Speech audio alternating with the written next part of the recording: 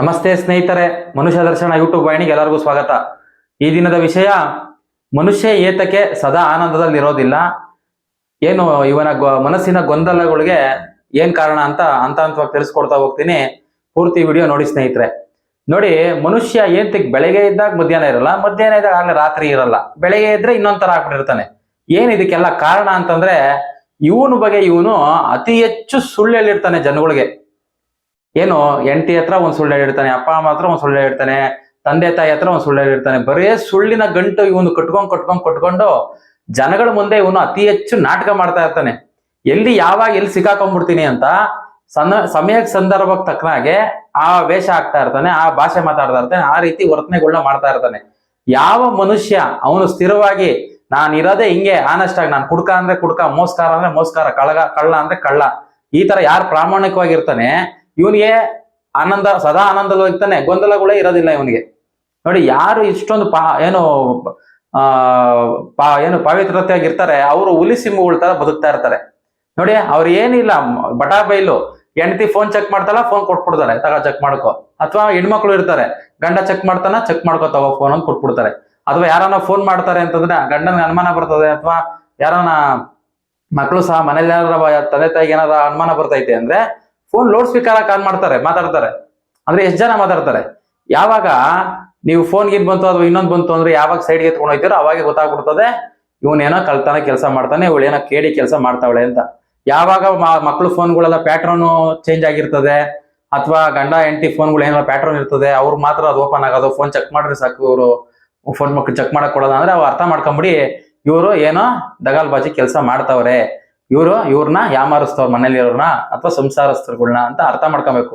ನೋಡಿ, ಈ ಮನುಷ್ಯನ ಬದುಕು ಏನು ಅಂತಂದ್ರೆ ಯಾವಾಗ ಸತ್ಯವಾಗಿರ್ಬೇಕು, ಸತ್ಯವಾಗಿ ಪ್ರಾಮಾಣಿಕವಾಗಿರ್ಬೇಕು. ಅವನೇ ಸಂತ, ಅವನೇ ಋಷಿ, ಅವನೇ ತಪಸ್ವಿ. ಏನು ಅವ್ರು ಮಾತ್ರ ಏನು ಯೋಗಿಗಳು ಸಂತರುಗಳು ಅವ್ರು ಯಾರು ಆತರ ಅಲ್ಲ, ಅವರು ಸಹ ಸತ್ಯವಾಗಿರ್ತಾರೆ, ಸದಾ ಭಗವಂತನ ಸ್ಮರಣೆದಿರ್ತಾರೆ, ಅವ್ರು ಪಾರದರ್ಶಕವಾಗಿರ್ತಾರೆ.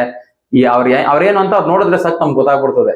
ಒಬ್ಬ ಕುಟುಂಬಸ್ಥನು ಸಹ ಒಂದು ಸಂಸಾರಸ್ಥಲ್ಲಿ ಇರುವಂತ ಓದುವಂತ ವಿದ್ಯಾಭ್ಯಾಸದಲ್ಲಿರುವಂತ ಗಂಡು ಮಕ್ಳು ಸರಿ, ಹೆಣ್ಮಕ್ಳು ಸರಿ, ಅಥವಾ ಗಂಡ ಹೆಂಡತಿ ಆಗ್ಲಿ, ಅಜ್ಜಿ ತಾತ ಆಗ್ಲಿ, ಅಪ್ಪ ಅಮ್ಮ ಆಗ್ಲಿ, ಇವರು ಸಹ ಸಂತರೇನೆ.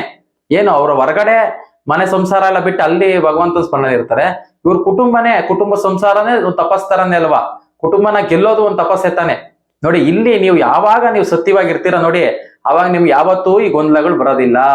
ಇದು ಕಟ್ಟಿಟ್ಟ ಬುದ್ಧಿ. ನೀವೆಲ್ಲ ಏನಾರ ತಪ್ಪಿದೋ, ನೀವೇನೋ ಒಬ್ಬೊಬ್ರ ಹತ್ರ ನಾಟಕ ಮಾಡ್ತಾ ಇದ್ದೀರಾ, ನಿಮ್ ಬಗ್ಗೆ ನೀವು ಅತಿ ಹೆಚ್ಚು ಸುಳ್ಳುಗಳನ್ನ ಹೇಳ್ಕೊಂತ ಇದ್ದೀರಾ, ಮನೆಯವ್ರನ್ನ ಯಾಮಾರಿಸ್ತಿದ್ದೀರಾ ನಿಮ್ಮ ಸ್ವಾರ್ಥದ ಆಸೆಗಳಿಗೆ, ನಿಮ್ಮ ಇಂದ್ರಿಯ ಸುಖಗಳಿಗೆ ಅಂತಂದ್ರೆ ನೋಡಿ, ಅದಕ್ಕೋಸ್ಕರನೇ ನಿಮ್ಗೆ ಸದಾ ನೀವು ಆನಂದದಲ್ಲಿ ಇರಲ್ಲ. ನಿಮ್ಮ ಮನಸ್ಸಲ್ಲಿ ಗೊಂದಲ ಸೃಷ್ಟಿ ಆಗ್ತಾನೇ ಇರ್ತದೆ. ನೋಡಿ, ಈ ವಿಚಾರ ನಿಮ್ಗೆ ಶಾಕ್ ಆಗ್ಬೋದು, ಇದೇ ಸತ್ಯ. ಈ ಟಾಪಿಕ್ ನ ಯಾರು ಸಹ ನಿಮ್ಗೆ ಎಲ್ಲೂ ಹೇಳ್ಕೊಡಲ್ಲ, ನಿಮ್ಗೂ ಸಹ ತೋಚಿರೋದಿಲ್ಲ.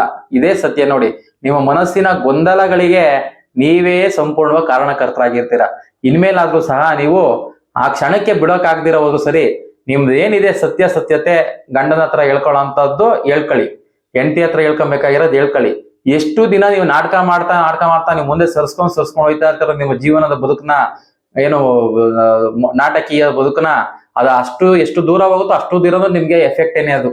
ನೀವು ಯಾವಾಗ ಪ್ರಾಮಾಣಿಕವಾಗಿ ಬದುಕಕ್ಕೆ ಶುರು ಮಾಡ್ತೀರಾ ನೋಡಿ, ಅವತ್ತಿಂದನೇ ನಿಮ್ಗೆ ಸದಾ ಆನಂದ ಸಿಗ್ತದೆ, ಮನಸ್ಸಿನ ಗೊಂದಲಗಳೆಲ್ಲ ದೂರ ಆಗ್ತದೆ.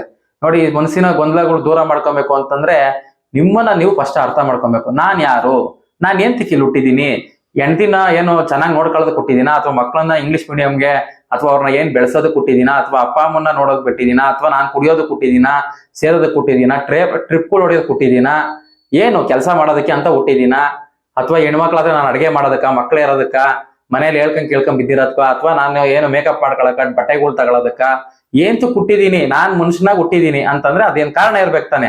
ಆ ಕಾರಣ ಫಸ್ಟ್ ನೀವು ತಿಳ್ಕೊಬೇಕು. ಫಸ್ಟ್ ಆ ಕಾರಣ ತಿಳ್ಕೊಂಡ್ಬಿಟ್ರೆ ಅವಾಗ ನಿಮ್ಗೆ ಅರ್ಧ ಜೀವನದ ಜಂಜಾಟ ಕಮ್ಮಿ ಆಗ್ಬಿಡ್ತದೆ. ಆ ಕಾರಣ ತಿಳ್ಕೊಂಡಾದ್ಮೇಲೆ ನಿಮ್ ಬದುಕು ಏನೋ ಮುಂದೆ ಹೊರಿತದೆ. ನಿಮ್ಗೆ ಕಾರಣನೇ ಗೊತ್ತಿಲ್ಲ. ನೀವು ಎಷ್ಟೋ ಜನಕ್ಕೆ ನಾವ್ ಏಂತು ಹುಟ್ಟಿದೀವಿ, ಮನುಷ್ಯನ ಗುರಿ ಏನೋ ಅನ್ನೋದೇ ಗೊತ್ತಿಲ್ಲ ಅಲ್ವಾ. ಅದಕ್ಕೆ ಮಹಾ ತಪಸ್ಬೇಕು, ಮಹಾ ಚಿಂತನೆ ಬೇಕು. ನಿಮ್ಮೊಳಗ್ ನೀವು ಪ್ರಶ್ನೆ ಮಾಡ್ಕೊಂತ ಇರ್ಬೇಕು. ಅದನ್ನೇ ಹೇಳೋದು, ತನ್ನ ಅರಿಯೋವರೆಗೂ ಏನೋ ಜಗತ್ತಲ್ಲಿ ಏನನ್ನು ಅರಿಯಲ್ಲಾರ ಅಂತ. ನೋಡಿ, ಅನೇಕ ವಿವೇಕಾನಂದರು ಹೇಳಿದರೆ, ನೀವು ನಿಮ್ಮ ಮನಸ್ಸಿನ ಅಂತರಾಳದ ಪುಸ್ತಕ ಓದೋವರೆಗೂ ಬಹಿರಂಗದ ಪುಸ್ತಕಗಳು ನೀವು ಎಷ್ಟೇ ಓದಿದ್ರು ಅದು ವ್ಯರ್ಥ ಅಂತ ಹೇಳಿದ್ದಾರೆ. ಅಂದ್ರೆ ನಿಮ್ಮ ಅಂತರಂಗನೇ ಒಂದು ಪುಸ್ತಕ ಇದ್ದ ರೀತಿ, ದಿನ ಹೇಳ್ತಾ ಇರ್ತದೆ. ನೀವೇನಾರ ಒಂದು ತಪ್ಪು ಮಾಡಿದ್ರು ಅದು ಹೇಳ್ತಾ ಇರ್ತದೆ ತಪ್ಪು ಮಾಡ್ತಿದ್ಯಾ ಅಂತ. ನೀವು ಒಳ್ಳೇದ್ ಮಾಡ್ತಾ ಇದ್ರು ಅದು ಹೇಳ್ತಾ ಇರ್ತದೆ ಮಾಡು ಅಂತ. ಆದ್ರೆ ನಮ್ಮ ಆಲೋಚನೆಗಳು ತಕ್ಕನಾಗೆ, ನಮ್ಮ ಸುಖಗಳಿಗೆ, ನಮ್ಮ ಜೀವನ ಶೈಲಿಗೆ ನಾವು ಆ ಮನ್ಸಿನ ಮಾತು ಕೇಳೋದಿಲ್ಲ. ನಿಮ್ಗೆ ಏನ್ ಅನಿಸ್ತದ, ಬುದ್ಧಿ ಏನ್ ಹೇಳ್ತದೆ ಅದನ್ನ ಮಾಡ್ತಾ ಇರ್ತೀರಾ. ಆದ್ರೆ ಮನ್ಸು ನಿಮ್ಗೆ ಸದಾ ನಿಮ್ಗೆ ಹೇಳ್ತಾನೆ ಇರ್ತದೆ ಇದು ಮಾಡ್ಬೇಡ, ತಪ್ಪು ತಪ್ಪು ಅಂತ. ನೋಡಿ, ಇನ್ನಾದ್ರೂ ನೀವೆಲ್ಲ ಇದನ್ನ ಅರ್ಥ ಮಾಡ್ಕೊಳ್ಳಿ. ಅತಿ ಹೆಚ್ಚು ಸತ್ಯವಾಗಿ ಬದುಕಿ. ಒಂದು ದಿವಸ ಬದುಕೋದ್ರು ಹುಲಿ ಸಿಂಹಗಳ ತರ ಬದುಕಿ. ಇಲ್ಲೇನು ಯಾರಿಗೋ ನೀವು ಒಳ್ಳೆಯವರು ಅಂತ ಪ್ರೂವ್ ಮಾಡಕ್ ಹೋಗ್ಬಿಡಿ. ನಿಮಗ್ ನೀವು ಒಳ್ಳೆಯವರು ಅಂತ ಅಂತರಂಗದಲ್ಲಿ ಪ್ರೂವ್ ಆದ್ರೆ ಸಾಕು. ಇನ್ನೊಬ್ರಿಗೆ ಹೇಳಕ್ ಹೋಗ್ಬಿಡಿ. ಮನುಷ್ಯನಲ್ಲಿ ಮೆಚ್ಚಕ್ ಸಾಧ್ಯ ಇಲ್ಲ. ನೀವ್ ಯಾವಾಗ ನಿಮ್ಮೊಳಗ್ ನೀವು ಅಂತರಂಗದಲ್ಲಿ ನೀವು ಪ್ಯೂರ್, ನಾನು ಸತ್ಯವಂತ ನಿಮ್ಗೆ ಅನಿಸ್ತದೆ, ಅವತ್ತು ನಿಮ್ಮ ಮನಸ್ಸಿನ ಗೊಂದಲಗಳು ಹೋಗ್ತದೆ. ಸದಾ ಆನಂದದಲ್ಲಿ ಇರ್ತೀರಾ. ಸದಾ ಆನಂದವಾಗಿರ್ಬೇಕು ಅಂದ್ರೆ ನಿಮ್ಮೊಳಗ್ ನೀವು ಪ್ರಾಮಾಣಿಕವಾಗಿರ್ಬೇಕು, ನಿಮ್ಮೊಳಗ್ ನೀವು ಸತ್ಯವಾಗಿರ್ಬೇಕು. ನೋಡಿ, ಯಾವುದೇ ದುಶ್ಚಟಗಳು ದಾಸರಾಗಬಾರ್ದು. ಭಗವಂತನ ಧ್ಯಾನ ಮಾಡ್ಬೇಕು. ನೋಡಿ, ಈ ಲೋಕ ಏನಿದೆ ಇದು ಮೃತ್ಯು ಲೋಕ. ಯಾವಾಗ ಬೇಕಾದ್ರೂ ನಾವು ಸತ್ತೋಗ್ಬಿಡ್ಬೋದು. ಬೆಳಿಗ್ಗೆ ಸತ್ತೋಗ್ಬೋದು, ಸಾಯಂಕಾಲಕ್ಕೆ ಸತ್ತೋಗ್ಬೋದು, ಯಾವಾಗ ಬೇಕಾದ್ರೂ ಸತ್ತೋಗ್ಬೋದು. ಆದ್ರೆ ಸತ್ತಂತ ಜಾಗಕ್ಕೆ ಏನ್ ಜನ ಬರ್ತಾರೆ ಅವರೆಲ್ಲರೂ ಸಹ ನಿಮ್ನ ಒಂದೇ ರೀತಿ ಹೇಳ್ಬೇಕು. ಅವರು ಒಳ್ಳೆ ಮನುಷ್ಯ ಅಂದ್ರೆ ಒಳ್ಳೆ ಮನುಷ್ಯ ಅನ್ಬೇಕು, ಕೆಟ್ಟವನ್ ಅಂದ್ರೆ ಕೆಟ್ಟವನ್ ಅನ್ಬೇಕು. ಒಬ್ಬೊಬ್ರು ಒಂದೊಂದ್ ತರ ಹೇಳ್ತವ್ರೆ ಅಂದ್ರೆ ನಿಮ್ಮ ಶವದ ಮುಂದೆ ಅಲ್ಲಿ ನೀವು ಅರ್ಥ ಮಾಡ್ಕೊಳ್ಳಿ, ನೀವು ಆನೆಸ್ಟ್ ಆಗಿ ಈ ಭೂಮಿ ಮೇಲೆ ಬದುಕಿರ್ಲಿಲ್ಲ ಅಂತ ಕಾರಣ.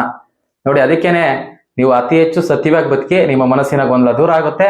ನಿಮ್ಮೊಳಗೆ ಏನು ಗೊಂದಲಗಳಿದೆ ಅದೆಲ್ಲ ದೂರ ಆಗಿ ಸದಾ ಆನಂದದಲ್ಲಿರ್ತೀರಾ.